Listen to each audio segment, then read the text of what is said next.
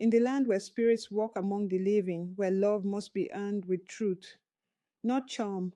One woman learned too late that even sweet words can poison the soul. He came like the wind, Munyaradzi, a man with no clan markings, but with a voice that wrapped around Rujeko's heart like warm cloth on a cold morning. She was the daughter of Vachibwe, a proud and traditional man. Her mother had passed long ago, and the weight of the family name now rested on her shoulders. Munyaradi spoke of distant valleys, of royal blood and brave fathers. He said he had come to marry, not to conquer. And when he looked at Rujeko, even the oldest women whispered, "This is not the gaze of a liar." He brought 5 strong cows, baskets of millet, a necklace of gold beads that glittered like sunlight on the river. Vachibwe, surprised by such wealth, agreed to the union.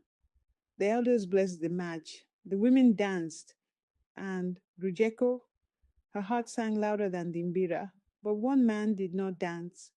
Tendai, Rujeko's childhood friend, watched from the edge of the gathering, his eyes heavy with knowing. He had loved her quietly for years, but now his silence had become a storm. Tendai could not sleep. That night he followed Munyaradzi through the darkness and into the forest beyond the village. There he saw what no one else had.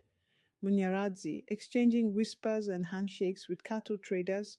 The cows were borrowed, the gifts were stolen, the gold beads had been taken from a chief's hut 2 villages away.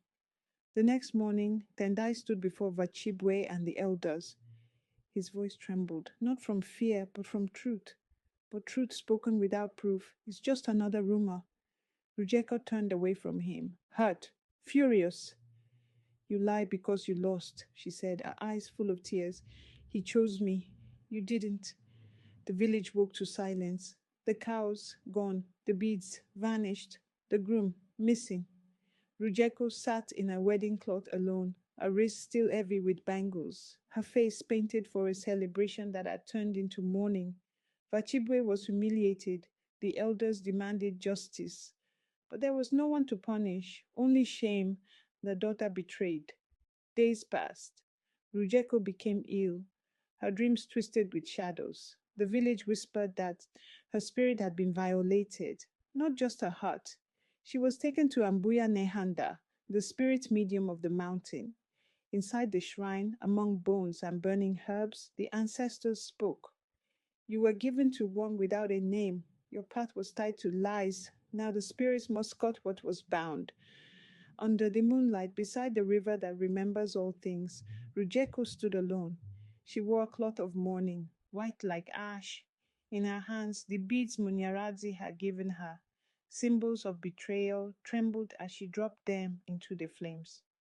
The village watched in silence as the fire crackled, smoke rising to the heavens. She did not cry, she did not scream, she simply let go. He loved her, yes, but he also lied.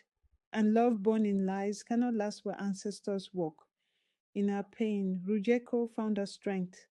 Not all love stories end in weddings, some end in fire and begin again in freedom.